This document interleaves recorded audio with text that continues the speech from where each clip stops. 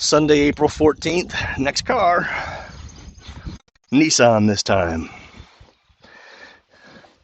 Lots of chips. Paint feels smooth, and we'll get to it with a clay bar.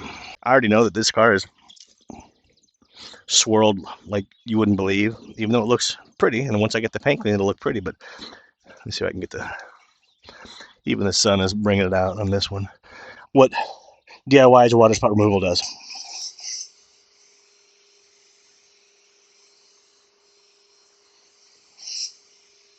The car has been washed and washed and clay barred.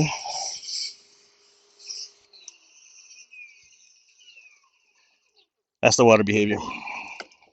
Waterspot remover.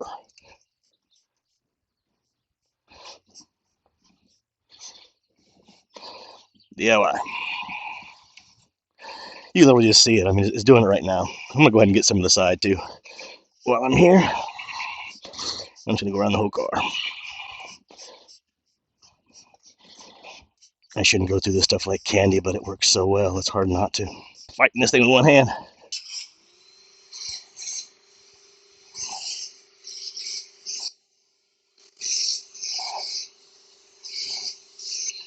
Since I'm in a hurry, I'm on that video.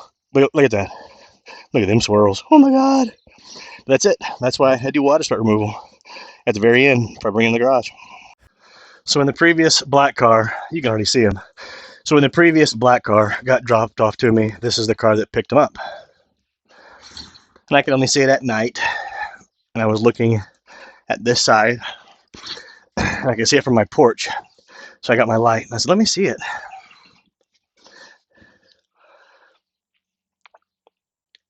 And that's what I saw. So I'm hoping. I'm going to be able to use my Z1 on this paint and not have to fight it like I did yesterday. But the front, terrible. Some spots, I got to work on them. We'll see though. But it is swirled and chipped. Not worried about the chips, but man, is it swirled. So this paint's shiny. But man, once it gets polished out, it's going to glow. Plus, I love this blue speckle paint. I love the blue speckle paint. All right, well, let me do a test spotter 20 like yesterday and see what we got. All right, first spot.